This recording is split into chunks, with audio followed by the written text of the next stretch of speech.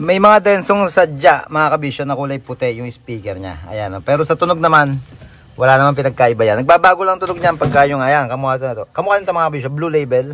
Parang medyo, sabi nila, babae daw yung nagsasalta. Sa black label naman, yung ganyang item, parang medyo brusco daw ang salita. Pero mas modelo kasi itong kulay blue. Parang version 2 na siya.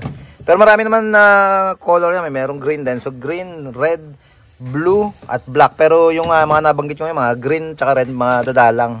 Kadalasan itong mga blue label at yung black label. Pero sa tunog naman at salita nung tones na sinasabi niya, yung talking horn, iisa lang mga kabisyo. Meron din tayo ditong mga power window switch. LED or LED na H4 type na pang ELF na headlight bulb.